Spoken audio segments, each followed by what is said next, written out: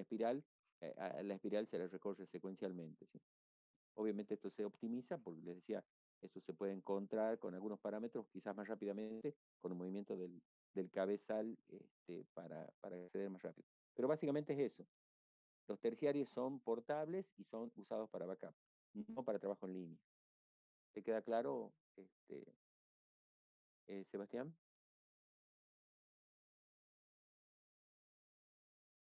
No, por nada. Ahí paso nuevamente el código por si alguien llegó tarde. Hola, profesor, buen día. ¿Qué tal, Damián? ¿Cómo estás? Estoy... Quería hacer una consulta, ya que están hablando del tema de las memorias, bueno, el Sí, almacenamiento en realidad. sí. Justamente de las memorias caché, hay una pregunta que dice, ¿qué significa que se denomina cachar? Cachar justamente sería una técnica, ¿verdad? No es que exista, Claro, digamos, no, física que uno pueda comprar, memorias caché en cantidad. claro, ahí digamos, se ha usado el término francés, porque caché no es inglés sino es francés, se lo ha castellanizado y esto de cachar, eh, es, ahí podríamos volver al inglés y usar digamos, de modelo como el catcher en béisbol o en softball, ¿sí? Un catcher que lo que hace es parar o detener una pelota cuando digamos, ha disparado un lanzador. Eh, entonces, aquí se trata de cachear como mantener esa información en un dispositivo más cercano que el lugar donde está la información de origen. Entonces, por ejemplo, eh, lo que necesitamos es acercar la información a un dispositivo más rápido, eh, de manera de que ganemos tiempo. Entonces, volviendo a la pirámide de memoria, este, nosotros decimos que un nivel de la pirámide es caché de la anterior. Esto es el 3, vamos al 1. Y entonces, ya la tengo el 1 aquí. Eh, entonces, esta pirámide de memoria, que fue pensada eh, originalmente por IBM, estas memorias electrónicas cercanas a los registros, como la memoria caché, que lo que hace es cachear la memoria primaria, levanta anticipadamente la información a una memoria más cercana a los registros, para que cuando los registros cuando aquí se ejecuta una instrucción y la instrucción necesita información y no está en los registros, bueno, se va a buscar inmediatamente en la caché, que es la memoria más rápida y siguiente que se tiene, ¿sí? Pero a su vez, como ellos le pusieron caché al intermedio entre memoria principal y los registros, podemos decir que la memoria principal es una caché del disco. Así podemos decir que voy trayendo páginas o segmentos a la memoria principal porque estoy viendo que la ejecución de los programas me habla de una contigüidad o vecindad de la información o de instrucciones, y por lo tanto entonces me voy anticipando. Si ya se están manejando en la dirección 100, bueno, probablemente la 101, la 112 va a hacer falta, así que levanto la información del disco en forma de páginas y la cargo en memoria principal. O sea, es anticiparme por el comportamiento de ejecución de un programa, y entonces voy arrimando a un dispositivo más rápido porque seguro que me va a terminar pidiendo esa información. Eso es cachear. Entonces, este disco, bueno, aquí se me acaba la pirámide, pero en el sentido que no voy a traer de un dispositivo externo, salvo que sí, puede hacerse, pero no, en general, un disco, para seguir con el mismo modelo de caché, este disco rígido de mi máquina, que está conectada en red con otra máquina, bien, otra máquina tiene un disco rígido donde están los datos del servidor. Bueno, eh, yo lo que hago es traer los datos del servidor a mi disco rígido, y entonces este disco rígido es caché del servidor, ¿sí? Y entonces de esa manera estoy arrimando la información a dispositivos más cercanos al procesador. ¿Te queda claro entonces a qué me refiero con caché? que hay que Sí, sí. cumpliendo con el principio de localidad de la referencia, que significa que si ya estoy en una posición de memoria, es altamente probable que yo vaya avanzando en esas direcciones y entonces voy subiendo de peldaño, llevándole la información, por supuesto cada vez más chica porque estos son dispositivos más rápidos y estas memorias son más caras, entonces destino menos espacio de direcciones para estos dispositivos más caros, así que voy levantando lo que voy a necesitar, pero exactamente eso, no levanto 100 gigas, no levanto 100 gigas, primero porque no tengo 100 gigas de caché, ni tengo 100 gigas de memoria, sino que voy levantando lo justo, porque el principio de localidad de referencia no dice trae todo el disco que sigue para ejecutar este programa, porque tienen también cierta localidad, o sea, se mueven en 1000 instrucciones, en 1000 direcciones. Después se va trasladándose un procedimiento, capaz que vuelve otro procedimiento, pero siempre hay una localidad y tiene un ancho eso que ya está más o menos estudiado, que puede adelgazar o engordar, digamos, la cantidad de información que se está moviendo, ¿sí? Porque por ahí salta el programa a un procedimiento, a otro, a otro, a otro, a otro, a una función, después vuelve, y entonces, bueno, todo ese adelgazamiento y engordamiento de las direcciones a las que se accede, va siguiendo, el sistema operativo va siguiendo eso. Y es lo que se llama, cuando veamos administración de memoria, se llama working set o grupo de trabajo o conjunto de trabajo, que, digamos, de direcciones que necesita un programa, ¿sí? A veces necesita más y a veces necesita menos. El sistema operativo que es tacaño no le va a dar toda la RAM para que ejecute el programa, le va a ir dando lo que necesite nada más, porque tiene otros programas que también comparten la misma memoria, ¿sí? Así que si alguien engordó, está bien, le quito a un flaco, digamos, pero después el flaco puede engordar y me quitan a mí. O sea que cuando estoy hablando de engordar o adelgazar es porque el espacio de direcciones que se está moviendo es más chico o es más grande, ¿sí? Eso es localidad de la referencia. Es empírico. ¿Qué significa eso? Que aquí el movimiento se demuestra andando, como decía Carlitos Balá. En base a la ejecución de los programas es que vamos a ir viendo las necesidades. No hay una bola de cristal que diga el futuro de este programa siempre va a necesitar 4 megas, 4 gigas o lo que sea. Van adelgazando y engordando los programas, generando más espacio, creando variables, creando vectores, matrices, abriendo archivos, después cierran, liberan. O sea, un programa bien, bien voluble, es decir, cambia su tamaño, ¿no? Claro. Ok, Damián, ¿te queda claro? Sí, sí, sí. Y quería consultar también de paso otro punto, por Sí, favor. De la parte de procesos, hay una que dice la cola del proceso listo y proceso en espera, sí, el esquema, digamos. sí. Ahí quiero saber por qué cuando sale de la cola, por ejemplo, de entrada-salida y lo atiende, bueno, digamos, los dispositivos de entrada-salida ya atienden a ese proceso, ¿por qué en vez de salir directamente, o sea, de finalizar, tiene que volver a ingresar a la cola ready? Esa parte quiero que me explique, por favor. Ok. Entonces, ¿qué tengo que hacer? Compartir y sería el capítulo 3. Este es el capítulo 1, capítulo 3 y F5.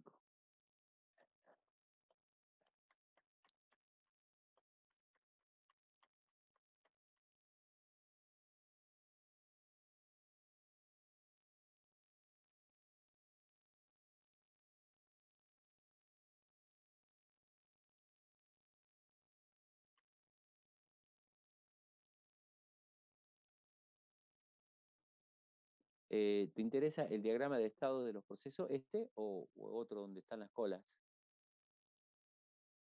Claro, hay uno que dice colas en lista y colas en espera, sí. Creo que el que le Bien, sigue. a ver.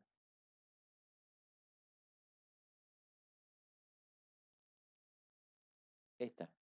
Sí, cola de listos y varias colas de dispositivos. ¿Esta? Eh, ¿O ese una no, más? ese creo que tiene el PCB, ¿cómo es? Que le dicen. Sí, El esta. bloque. No, no, el que esa es, esa es. ¿Esta? Sí, sí, ahí en donde sale de entrada salida y lo mismo bueno, o sea, vuelve de nuevo a la cola ready, digamos. ¿Por qué no Claro, directamente ya sale por donde está la CPU que tiene una salida ya final, digamos? ¿Por qué tiene que ingresar de nuevo en cola de lista? claro, correcto. Bueno, sí, sí, te entiendo la pregunta. Este, resulta que este modelo, este modelo de dividir a los procesos en estados, porque en base a los estados diferentes que tengan los procesos son las distintas posibilidades de uso de recursos que tienen y de actividad que pueda tener, ¿sí? Entonces, cuando un proceso es creado, que está en estado de nuevo, pasa al estado de la cola ready o cola de procesos listos, ¿sí? Cuando yo digo proceso, esto es válido también para el capítulo 4, que son hilos, ¿sí? Porque cuando ya se inventaron los hilos, ya no se ejecutan los procesos, se ejecutan los hilos. Así que es similar en el modelo para los hilos. Ya sea que se ejecuten procesos o hilos, el esquema va a ser el mismo. Entonces, si un proceso ya está en condiciones de ejecutar, o sea, está listo, disponible, todos esos son listo, disponible, ready, este, esos, digamos, son los términos que se usan para estos procesos. Bien, entra entonces en una cola de espera y que será administrada de diferentes maneras. ¿Sí? La administración de las colas ready lo vamos a ver en el capítulo 5, así que el capítulo que sigue. Bien, cuando este proceso está listo para ejecutar, ¿por qué no lo ejecutan? No, bueno, porque había otros procesos también que están pidiendo ejecución. Entonces, con algún criterio, si es por orden de llegada o por prioridad o por lo que sea, tengo que esperar aquí, ¿sí? Esa espera se supone que tiene que ser corta, en el orden de unos cuantos milisegundos, no mucho, digamos. Porque si no, entonces quiere decir que tengo un grado de multiprogramación muy grande y aquí tengo 100 esperando y por lo tanto yo soy el número 100, voy a tener que esperar mucho, ¿sí? Porque, bueno, capaz que el quantum de tiempo asignado al, al a procesador, o sea, el quantum de tiempo significa si hago una rodaja de tiempo y me dan 30 o 40 milisegundos para ejecutar y después me expulsan, bueno, si esos 40 milisegundos lo multiplico por 100, y bueno, estoy hablando de 4 segundos. Entonces es mucho lo que yo tengo. Si tengo una persona esperando en una pantalla, se va a quejar, ¿sí? 4 segundos es mucho. Bien, entonces cuando está en condiciones, cuando el planificador, que es el programa del sistema operativo que elige cuál es el que sigue, y el despachador me carga en la CPU, carga los valores de mis registros en los registros del procesador, y me da la ALU, por lo tanto ahí me da la llave y mi PC ya apunta a una parte de mi programa y comienzo con las instrucciones. Bueno, yo podré ejecutar hasta que pase ciertas cosas. Por ejemplo, encuentre, digamos, la última instrucción del programa que es exit. Listo, hasta luego, es finalizado. El exit es entonces la salida normal de un programa y ha terminado. No, no encuentro un exit. Acabo de encontrar un read, un open, ¿sí? Son entonces instrucciones de entrada-salida y entonces, bueno, yo no puedo, eh, estoy minimizando, estoy simplificando. En realidad las instrucciones de procesador no son ni read ni open. Aquí hay una instrucción de procesador que es un in. El in significa leer de un puerto, porque a los dispositivos no se los accede desde la CPU, sino que a través de la placa controladora y a la placa se lee en registro o se escribe en registro. Un in o un out son instrucciones de procesador. Bien, si yo encuentro un in, que es una instrucción de entrada-salida, inmediatamente pierdo el control del procesador. ¿Por qué? Porque el sistema operativo se da cuenta que, bueno, para poder hacer un in, yo antes hice un, un trap o un syscall, son instrucciones de procesador que me hacen que yo cambie de modo. Estaba en modo usuario y paso a modo kernel. Listo. Usted perdió el control del procesador, sigue capaz de un código del kernel y el kernel internamente tiene un in, ¿sí? Porque el único que puede ejecutar un in es un código privilegiado. Entonces ese in se ejecuta en un código del kernel, pero automáticamente el sistema operativo dice, no, usted ha pedido un dato del periférico y esto va a demorar años, así que espere afuera. Me pasan el estado de bloqueo. Y el estado de bloqueo está definido por este caso, por ejemplo, una solicitud de entrada-salida, que estoy diciendo un in, o me expulsan directamente porque se me terminó el tiempo, la rodaja de tiempo ha expirado, ¿sí? Se ha finalizado. Tuve 40 milisegundos, se cumplieron los 40 milisegundos, me están controlando con un reloj, un temporizador, he llegado a los 40 milisegundos, me expulsaron y vuelvo a cola ready. No me he ido porque he querido, porque hice una llamada al sistema o lo que sea, no. Me han echado. Me han echado porque consumí mucho tiempo de procesador. O sea, me excedía de los 40 milisegundos. Bien, así que volveré a la cola ready. Cuando yo he pedido abrir un archivo o leer un registro, entonces sí, ahí ha sido, salí porque yo he pedido algo que va a demorar, así que se van a tramitar vía cola de dispositivos. eh, yo he pedido una entrada-salida, solicitud de entrada-salida, así que me harán esperar en la cola de dispositivo. Salgo de una cola por esperar el procesador, ahora entro en una cola para acceder al disco C, D o qué sé yo, y entonces tenés que esperar hasta que me atiendan en el disco. Acá el dispositivo me atiende, me da el resultado y ya tengo el resultado para poder continuar la ejecución. Por eso vuelvo a Cola Ready, porque yo necesitaba ese dato para hacer ciertos cálculos. No es que entonces yo ya terminaba, sino que esos datos los necesitaba para poder continuar. Y por eso vuelvo a Cola Ready. O, por ejemplo, yo acabo de hacer una llamada al sistema fork, que por supuesto, de nuevo, la llamada al sistema verdadera se hace en modo kernel. Yo desde mi programa llamé a un fork con minúscula, que es una función fork en biblioteca de usuario, y esa librería o función de usuario hace una llamada fork de mayúscula, así que hace una llamada al sistema, pierdo el control y el fork va a demorar, así que me dice espere afuera. ¿Y qué es esperar afuera? Pásame el estado de bloqueo, mientras el sistema operativo fabrica un hijo mío, ¿sí? Esto es fork a child, fabrica un hijo. Entonces ahí genera una entrada más en la tabla de proceso para el proceso nuevo o hijo, le asigna espacio, permisos y demás. Todo eso entonces va a terminar con que ha creado un proceso hijo. Bien, ahora a la vuelta del padre, porque es el padre que pidió el hijo, ya aparece el padre, de nuevo en Cola Ready para continuar ejecutando, y el hijo. O sea, aparecemos dos. De aquí, en vez de volver un mismo proceso, vuelve el mismo y su hijo. Y los dos compiten por Cola Ready. O, por ejemplo, yo estaba ejecutando lo más bien, estaba en medio de los 10 milisegundos, me falta mucho para terminar el tiempo asignado, y bueno, y entonces eh, la placa de red este, interrumpe la CPU para decir atiéndame, eh, estamos en una, metidos en Ethernet, y la Ethernet es una LAN, una red de área local, y necesita que saquen los datos del buffer de la placa, porque como los paquetes llegan tan rápido, la va a rebalsar ese buffer, así que hay que atender esa interrupción de la placa de red y liberar y pasar a memoria principal los datos que acaban de llegar. Entonces, a mí me pasan, la CPU me expulsa, y me pasan en estado de espera, ¿sí? Seguramente ha de ser poca, o no, no sé, capaz que se despertó un gigante. Esto es, un dispositivo está entregando los datos que pidió un proceso de alta prioridad. Entonces, al pasar al estado de listo ese proceso de alta prioridad, terminan expulsándome a mí, porque la planificación es por prioridad. Entonces me terminaron expulsando, ¿sí? Pero eso es producto de una interrupción del disco que terminó con que el proceso de alta prioridad pasó al estado ready, me terminan sacando, ¿sí? Así que, bueno, volveré a Cola Ready porque ha ocurrido esa interrupción, ¿sí? Y bueno, ahora, Yep.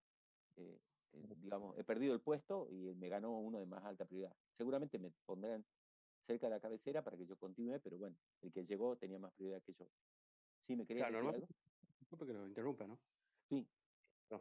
Normalmente siempre una interrupción tiene más prioridad que una llamada del sistema, digamos, casi siempre. es así. Las Ah, bien, bien. interrupciones, las interrupciones son, digamos, eventos que ocurren, que pueden ocurrir en el hardware, entonces tenemos una interrupción de hardware o externa, en el software, por la misma instrucción, vos te mandaste una macana, es decir, hay una instrucción que tiene error, y entonces hay un rebalse del registro, hay un intento de ejecutar una instrucción privilegiada o un direccionamiento no permitido. El hardware se da cuenta y me termina expulsando, ¿sí? Esas son las interrupciones, que es como que dentro de la empresa, dentro del gobierno, se ha producido un problema o hay digamos, una atención, un empleado dentro de la empresa o del gobierno está pidiendo atención porque está trabajando y necesita más datos o porque tiene un problema en particular. Eso es más importante que atender al público. atender al Sería como público, la guardia de un hospital, digamos. Que necesito claro, meter porque ya está muriendo el paciente, por dar un ejemplo. claro, claro. Ahí los enfermeros, la interrupción de un enfermero tiene prioridad a la atención de un paciente, ¿sí? Si hay un cirujano y el cirujano está operando y pide alguna cosa a un enfermero, bueno, eso es más importante que un paciente esté pidiendo turno para un médico determinado. Las llamadas al sistema, esto es, cosas externas a la entidad, son menos importantes. Por eso uno se mata tipeando, moviendo el mouse y el sistema operativo no me da bolilla, porque está atendiendo a, digamos, o a las interrupciones internas digamos, del hardware que está pasando, o a llamadas internas entre procedimientos del sistema operativo. O sea, siempre los movimientos internos son más importantes que lo externo de los clientes, ¿sí? Que en este caso son los procesos. ¿Está? Claro, sí, sí, bien, bien, listo. Ok.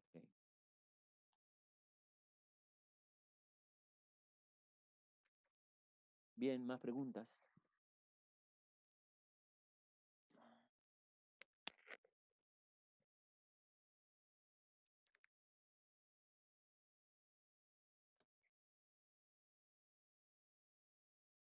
Profe, Señorita.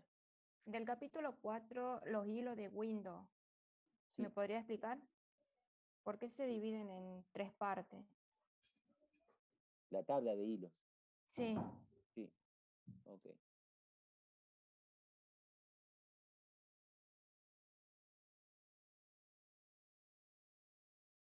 Capítulo 1,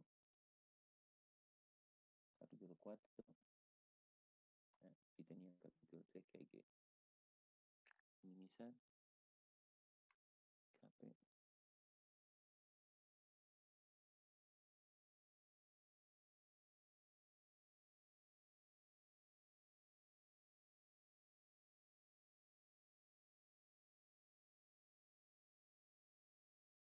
Bien.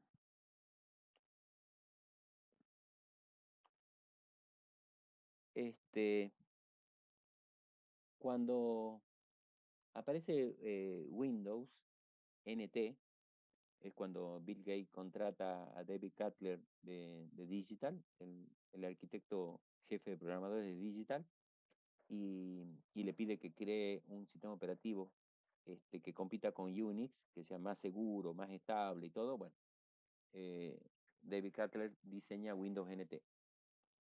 Eh, como los recursos de memoria sobre el cual corría NT y de procesador eran muy humildes, se disponía de poca memoria, se administraba poca memoria principal y el NT era pesado, entonces empezaron a decir, bueno, es como, no sé, decir, a ver, ¿cuáles son los importantes para que estén en la sala de operación? Ya que seguimos con el mismo modelo de hospital. Lo importante que estén en la sala de operaciones son el, el, ¿cómo se llama? El cirujano, otro cirujano, capaz que tres cirujanos, dos instrumentistas, un enfermero y nada más. El quirófano es más o menos chico y no podemos tener mucha gente ahí. Además, cada persona que abre la puerta del quirófano o se abre la puerta, entran, digamos, una oleada de virus, bacterias, vamos a contagiar, vamos a contaminar al paciente, por lo tanto, tiene que estar hermético eso, ¿sí? Bien, entonces se ha decidido que cuando, digamos, Windows NT se inventa, ya era fines del 80, comienzo del 90, entonces lo que en ese momento se ejecutaba eran los hilos, ¿sí? Había sido inventado en la década del 80 el concepto de hilo, como un refinamiento del concepto de proceso, y entonces ahora, bueno, vamos a ejecutar hilos. Como ejecutamos hilos, la cola ready, como decíamos hace rato y veíamos en el esquema anterior, como lo que se ejecuta hilo, entonces en la cola ready aparecen los hilos. Y en la cola de hilos disponibles o listos, el planificador analiza esa cola de listos, de hilos listos, y entonces dice, este pasa ahora. Y entonces, bueno, ¿en base a qué lo elige? En base a la prioridad, en base a la rodaja de tiempo, en base a algún criterio. Bien. El sistema operativo necesita acceder a la tabla de hilos. Ahora, cuando fueron inventados los hilos, además de la tabla de proceso que maneja el sistema operativo, la tabla de proceso está constituida de las entradas, y las entradas de las tablas son los PCB o bloques de control de proceso. Por cada proceso hay una tabla de hilos. Así que si hay 10 procesos en ejecución, digamos activos, y cada proceso tiene una tabla de hilos, hay 10 tablas de hilos. Para una única tabla de procesos hay 10 tablas de hilos. Entonces, la estructura administrativa, la estructura de datos que necesito para la tabla de hilo puede llegar a ser enorme, porque cada hilo tiene un conjunto de registros que son los que estaba usando en el momento que se estaba ejecutando, y eso hay que guardar, porque hemos expulsado el hilo, pero dentro de un rato va a volver, y hay que sacar esos datos de los registros que él estaba manejando y cargarlos de nuevo en los registros del procesador. Es mucha la información. Entonces, Windows, como Unix, lo venía haciendo con los procesos, decidieron que no toda la información va a estar residente. Esto es, no toda la información de la tabla de hilo va a estar en memoria principal, ¿sí? Sino que parte de la información, y esta es la que aparece aquí, puede estar guardada o expulsada a disco. Así que la tabla de hilo es desmembrada en estas tres partes, ¿sí? La que maneja el ejecutivo, ¿sí? La que maneja el kernel y la que puede estar expulsada en disco, porque es una información que solamente va a ser necesaria cuando el planificador decida, pasa ese hilo. Bien, anda, ya que va a pasar ese hilo, anda a traer la parte de la tabla de hilos que está en el disco. Che, ¿por qué no está en memoria principal? No, porque si traigo todas las porciones de los hilos que sirven solamente al usuario para cuando esté en ejecución, sí la traigo. Si está en espera, ¿para qué la tengo ocupándome de memoria? ¿Sí? Esa es entonces la idea principal por la cual es desmembrado la tabla de hilos en informaciones más importantes, que sí o sí tiene que estar residente en memoria principal y la tiene que tener el kernel, para tomar decisiones qué proceso sigue, ¿sí? Eh, por ejemplo, el puntero de que este hilo, quién es su proceso casa, digamos. ¿Cuál es el proceso contenedor de este hilo? Entonces hay un puntero a ese proceso. Información de sincronización y control, sincronización y planificación.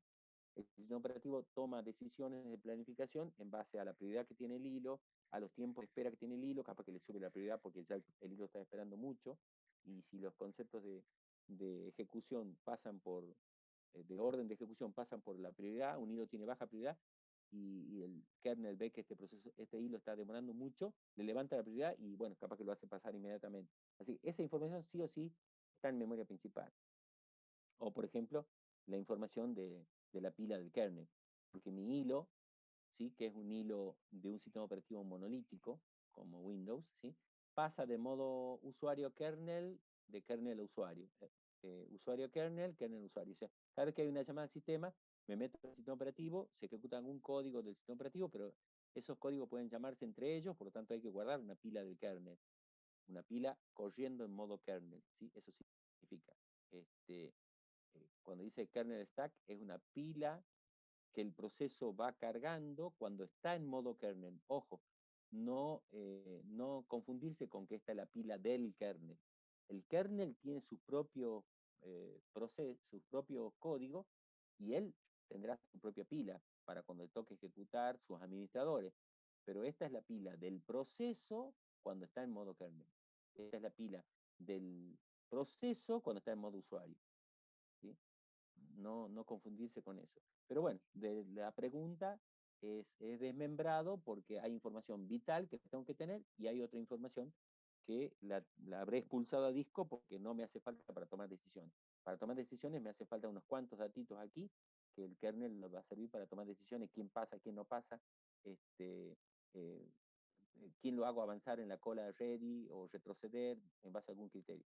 Pero ya cuando me toque ejecutar mi proceso, sí, recién, entonces, bueno, esto, además el código del planificador se da cuenta que el siguiente proceso o el siguiente hilo a ejecutar va a ser fulano, bien, anda gestionando del disco en traer esos datos, porque ya inmediatamente lo vamos a estar convocando. No esperes a que el kernel, a que el planificador diga, pasa uy, pará, si los datos los tengo allá en disco. No, ya habría que haberlo traído. O sea, todo eso se complica, porque hay que ir como anticipándose, y si ya va a ejecutarse, bueno, anda trayendo. No, el otro no, el otro está esperando porque el usuario no contesta una pantalla. En la pantalla se está pidiendo algunos datos y como la espera depende del usuario, bueno, olvídate, mandalo a disco. Cuando reaccione el usuario, mueve el mouse o oprima alguna tecla, bien, recién pasalo a un estado ready, salió del estado de bloqueo y anda trayendo la parte esta de la tabla de hilos, que bueno, hay probabilidad que la ejecuten dentro de pronto, ¿no? Así es esta situación, señorita. Bien, gracias, profe. No, por nada. Gracias a ustedes por preguntar. Sigan preguntando.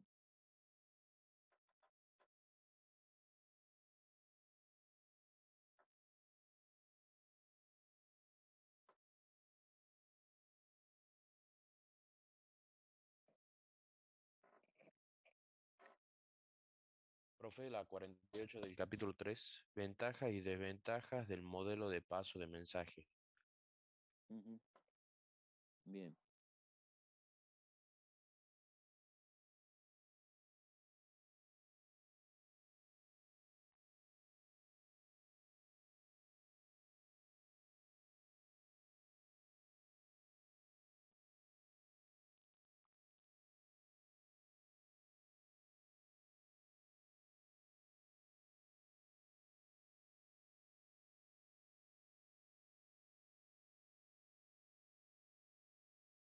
Eh, ahí está preguntando. Ah, sí, la 48 del capítulo 3. Bien. Entonces, ventaja y desventaja del de paso de mensajes.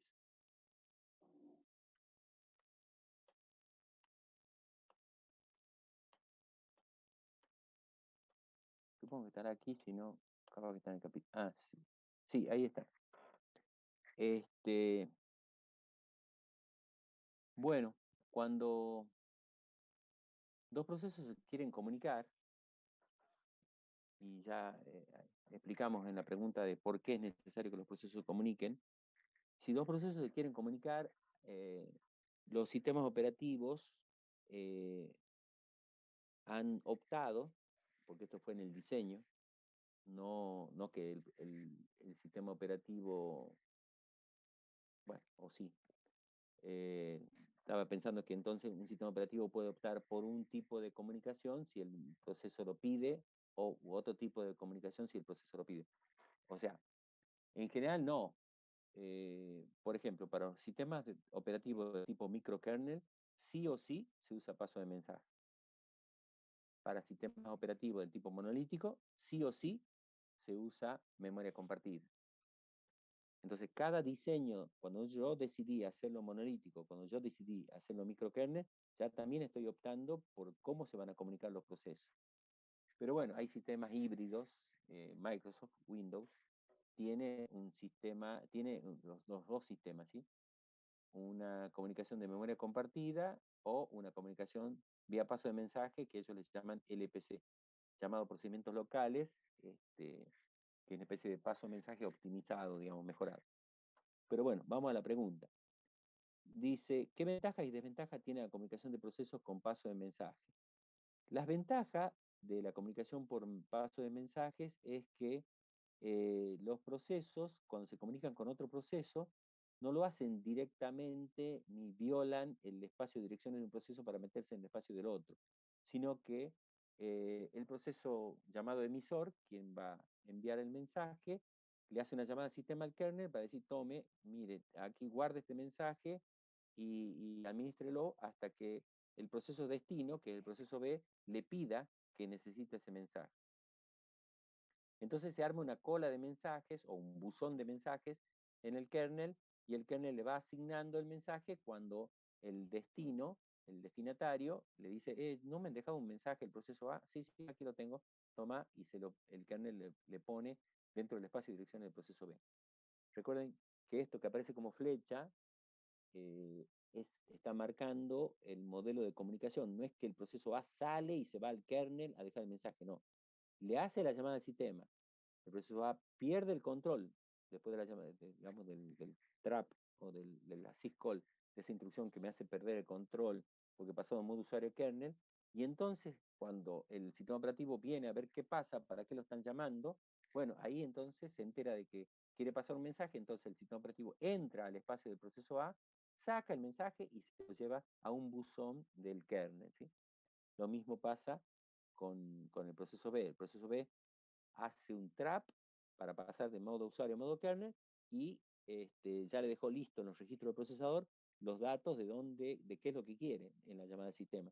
Entonces le está pidiendo, dicho en términos humanos, ¿hay algún mensaje del proceso A para mí? Y entonces el sistema operativo, digamos que ve esa llamada, digamos lo que hace es sacar el mensaje del proceso A y llevarlo y meterlo dentro del buffer del proceso B para dejarle ahí listo, para cuando él le toque ejecutar, bueno, lo podrá sacar de su espacio de dirección. Ningún proceso puede salir de su espacio de dirección, ¿sí? En el paso de mensaje. ¿Qué ventajas tiene esto? Que es muy seguro. El proceso A no puede voltearlo al proceso B porque no hay una comunicación directa, hay una comunicación indirecta a través del paso de mensaje, de los mensajes que son administrados por el kernel. El kernel maneja esto, es más lento, ¿sí? Esa es la desventaja. Los pasos de mensaje son más lentos porque participa el kernel tanto en el envío como en la recepción del mensaje. Pero tiene una gran ventaja la estabilidad del sistema porque yo no puedo voltear procesos ni hacerle daño a los procesos ni al kernel porque no tengo forma de salir. Siempre es a través de los mensajes, ¿sí? Y bueno, el mensaje, como el kernel es un administrador de mensajes, él no abre los mensajes. Por lo tanto, no se contagia de virus o de algún spam, sino que ahí nomás le entrega el mensaje al proceso B. Así que si tiene error, es el proceso B el que va a palmar. El kernel no le va a pasar nada, ¿sí? Y entonces, bueno, en el otro modelo, lo que es ventaja de este es desventaja. Y lo que es ventaja de este es desventaja aquí. Así que si paso el mensaje es seguro, robusto, ¿sí? Bien, en memoria compartida es inseguro. ¿Por qué? Porque, bueno, aquí se ha volteado la tapia y los procesos A y B comparten espacio de dirección. Así que mientras este escribe, el otro lee. Si eso no se hace sincronizadamente bien, bueno, pueden ocurrir errores aquí en esta zona compartida, ¿sí? Porque uno no ha terminado de escribir, el otro ya está leyendo. Así que se lleva una visión errónea de los datos, ¿sí? Así que la desventaja es eh, lo opuesto a la ventaja del otro. Si este era robusto, seguro, este es inseguro, ¿sí? Y sujeto a errores, digamos. Probablemente tenga errores. Mientras lo que es una desventaja en este, que es lento, porque tiene que pasar por el kernel en el paso de mensaje, esto tiene como ventaja la rapidez. Aquí no participa el kernel, yo escribo, el otro lee, yo escribo, el otro lee. No estamos mandándole el mensaje al kernel para que el kernel le pueda... O sea, esto es mucho más rápido, ¿sí? Esta es la razón por la cual existen los sistemas operativos monolíticos, por el rendimiento, por la rapidez. ¿Te queda claro entonces ventajas y desventajas de paso de mensaje? Eh, sí, sí, profe. Muchas gracias. Ok, no, por nada.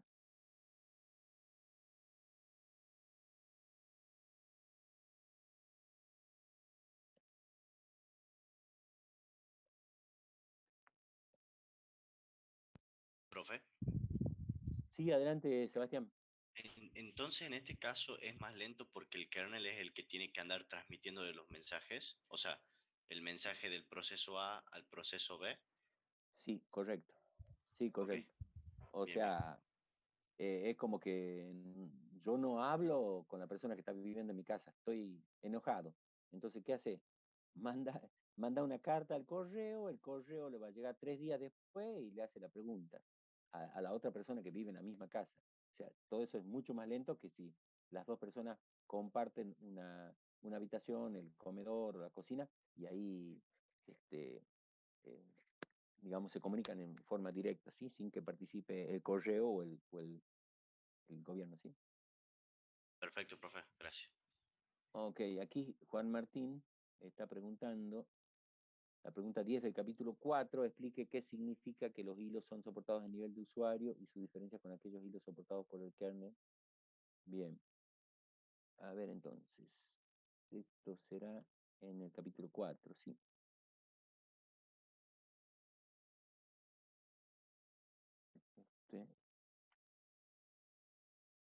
Este, luego entonces, el capítulo 4.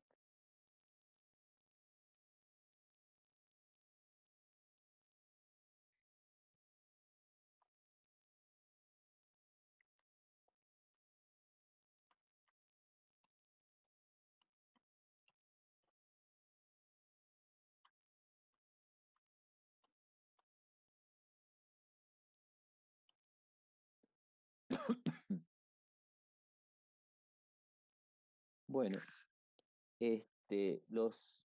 los hilos, el concepto de hilo, eh, que es una figura administrativa de control, pero ahora de un código suelto dentro de un proceso, este, como, como una especialidad de los procesos. O sea, un proceso es ahora el contenedor de recursos y ese proceso puede contener varios hilos. Los hilos son como, entonces, secuencia de instrucciones o parte de un programa, que puede ser como un procedimiento, una función. Esos hilos tendrán movimiento propio, digamos. Ellos son los que ejecutan en la CPU. Como decíamos, a partir de que se inventaron los hilos, son los hilos que se van a ejecutar en la CPU. Pero el concepto de hilo nace en las aplicaciones. O sea, históricamente, en los años 80, cuando, digamos, se perfecciona el tema de la interfaz gráfica, se inventa el mouse.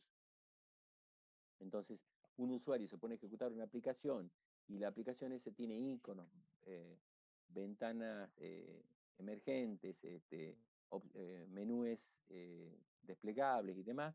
Le damos la posibilidad que el usuario con el mouse haga clic, clic, clic, clic, y cada clic que hace es una actividad. Y esa actividad la envasamos en un hilo, ¿sí? ¿Por qué digo la envasamos? Porque, bueno, con el concepto de hilo lo controlamos, igual que en el caso del proceso. Originalmente yo había dicho de que era una figura administrativa de control que maneja el sistema operativo. Bueno, pero eso fue en la década del 60, donde tenía una única pieza de ejecución que era la traza dentro del hilo, dentro del proceso. Pero después, en los años 80, cuando se inventa el concepto de hilo, ahora puedo tener varias trazas o varios hilos de ejecución dentro del proceso porque tengo actividades independientes y bueno, he tratado de acelerar todo, por eso le doy la posibilidad de que se ejecuten distintos códigos dentro del mismo proceso. Ocurre que, como les decía, los hilos nacen en las aplicaciones, o sea, nace a nivel de usuario. Y pasó como, no sé, como 8 o 10 años hasta que los sistemas operativos reconocieron los hilos. Porque al comienzo, ¿sí? Era esta imagen, ¿sí? La aplicación tenía muchos hilos, pero para el sistema operativo le otorgaba tiempo de procesador y el sistema operativo él pensaba que esto era un proceso y que el proceso era único, es decir, que tenía un solo PC para moverse dentro del espacio de direcciones del proceso y no que había 4, ¿sí? En este caso 4 hilos. Así que el kernel asignaba tiempo de procesador a este proceso. Yo no sé qué es lo que tienen adentro. Para mí se ejecuta un solo hilo de ejecución porque los sistemas eran monohilos al comienzo, en la década del 60 al 80. Entonces, la administración de los hilos, cuando a mí me dan procesador, yo internamente digo, bueno, pasa vos. No, yo no, bueno, pasa vos. Bueno, internamente se puede programar para que uno de estos hilos tome el control del procesador, ¿sí? Eso es bueno porque es rápido. O sea, si no participa el kernel, siempre que participa el kernel, todo se hace más lento. Entonces, como estos hilos son administrados a nivel de usuario, hay una biblioteca de hilos y hay digamos, un administrador de hilos a nivel de usuario. Eso va a ser más rápido que si el kernel dice qué hilo va a ejecutar. O sea, si el kernel maneja los hilos o la tabla de hilos está a nivel del kernel. Acá la tabla de hilos está a nivel de usuario. Como les digo, si no participa el gobierno, no participa el kernel, esto es más rápido. Por otro lado, esa es la ventaja, que es más rápido. Por otro lado, esto tiene una dificultad. Si uno de estos hilos, ¿sí? Que están todos camuflados porque el sistema operativo cree que es un único proceso, por lo tanto tiene un único PC. No, entre ellos se están pasando la pelotita.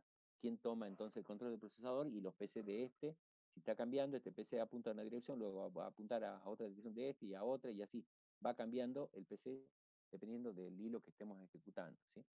Esta administración es más rápida porque maneja el usuario, pero tiene un problema. Si uno de estos hilos, ¿sí?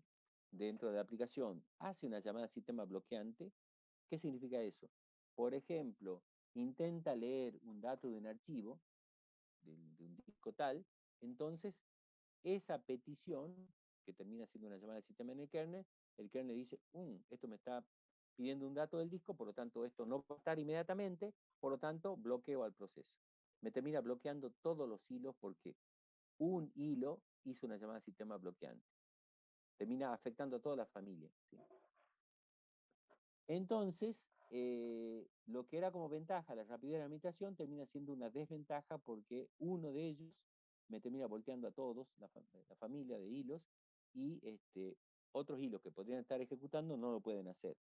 Todo el proceso con todos los hilos internos termina siendo volteado, o sea, termina bloqueado, ¿sí? Por eso es que después se pasó a un modelo de uno a uno, ¿sí? En donde el hilo de usuario tiene su correspondencia con el hilo del kernel. Ahora es el kernel el que administra. Y entonces a estos hilos son los que se planifican. El planificador o el módulo del sistema operativo que decide cuál es el hilo pasa, lo va a hacer eligiendo uno de los hilos del kernel, quien a su vez representan los hilos a nivel de usuario. Entonces, recuerden, los hilos nacen en las aplicaciones, nacen a nivel de usuario, corren en el modo usuario.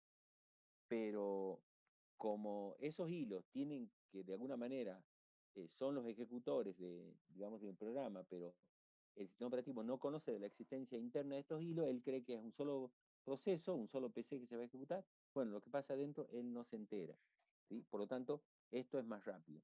Pero, como les digo, si uno de estos hilos pide una llamada al sistema bloqueante, termina volteándolos a todos y a todos los hilos los hace esperar, ¿sí? Por eso es que de un tiempo a esta parte los sistemas operativos, todos, ya usan un modelo de uno a uno. Así que los hilos de usuario son administrados directamente en el kernel con esta estructura de la tabla de hilos, ¿sí? ¿Te queda claro? Sí, profe, muy Bien. claro. Ok.